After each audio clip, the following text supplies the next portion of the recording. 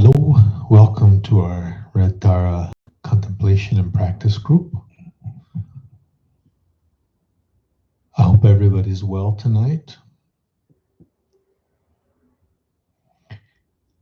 So let's continue our contemplation. We're in the section of questions and answers on mind and meditation. And there's a question here: should I contemplate while engaged in activity or only when I'm not doing anything else?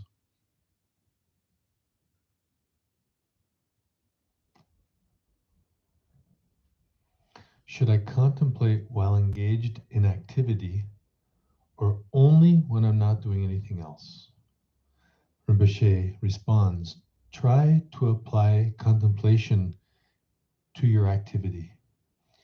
If you are watching the evening news, contemplate on suffering. Or when you upset someone, contemplate karma. Then, when you allow the mind to rest, remain aware. If you are sewing, let the mind settle with each stitch. Don't let it go here and there, following your thoughts. If you are writing, let the mind settle with the movement of the pen or your fingers on the keyboard. When the mind is aware, when it becomes one with your activity, you are protected from negative thinking. Maintaining awareness has the same effect as directing the mind towards positive thoughts.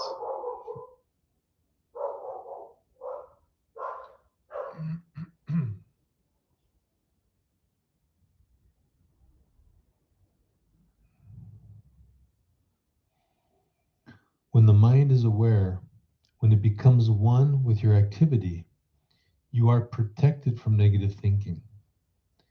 Maintaining awareness has the same effect as directing the mind toward positive thoughts, and it brings forth mind's positive qualities. Centuries ago, the Indian Mahasiddhas attained enlightenment while working at ordinary jobs.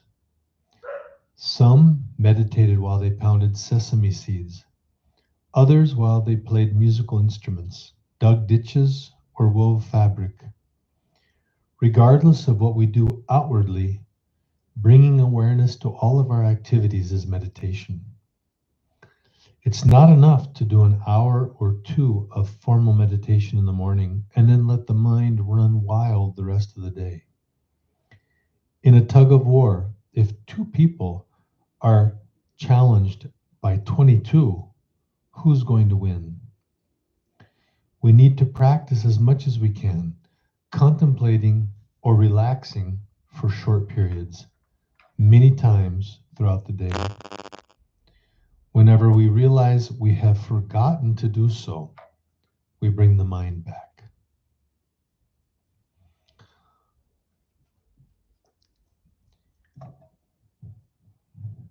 During the years that I lived with Chagdud Rinpoche, my main activity was work.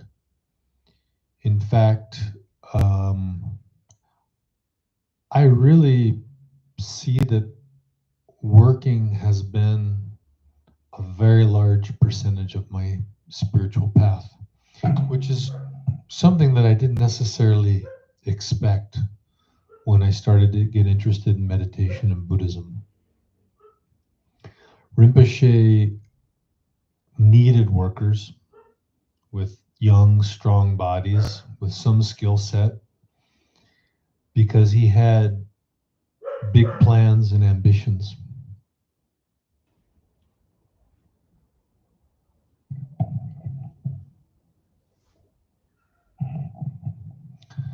So as I was saying, in my personal path, Rinpoche taught me something very important, which was mindfulness while working. And it didn't come naturally.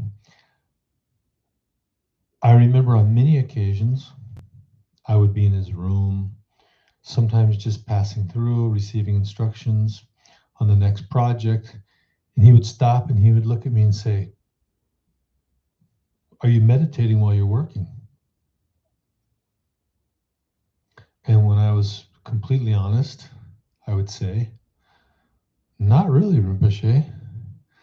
And he'd say, "Meditate while you're working." Then I'd go back to work and I would think about what he said and I'd say, what does he mean by meditate while working? Because, we all have a lot of ideas what meditation means. Sitting in silence with no thoughts. You can't really do that while you're working. So I would pray to the Guru, pray to Rinpoche, go back to work. And as I was working, I would try to observe my mind. And as I observed my mind, I was more aware of the thoughts and emotions that were passing in my mind. And the more aware that I have become of those thoughts and emotions, the more I'm able to direct them or dissolve them depending on the situation. So later on, Rinpoche would call me to his room and he'd say, "Are you meditating while you're working?" And I would say, "Well, I don't really know, Rinpoche, but I'm observing my thoughts. I'm observing my mind." And he'd say, "Good, good, keep going." So most of us probably won't have a chance to do long years of retreat. Probably most of us, if we're lucky, we maybe establish a daily practice of a half hour, an hour, maybe some really inspired people, 2 or 3 or 4 hours a day, which is wonderful. But the majority of us, we're busy with our lives, paying the bills, putting food on the table, raising children, whatever it is that we're doing, taking care of our elderly parents. So it's crucial that we incorporate mindfulness into all of our daily activities. And it's really not that hard. It's just remembering to watch the mind. Bring your attention back. See what's going on as you're working, as you're resting, as you're cooking, as you're cleaning. Keep watching the mind. Keep watching the mind. It's as simple as that. Rinpoche used to say, just look. And then remember to look.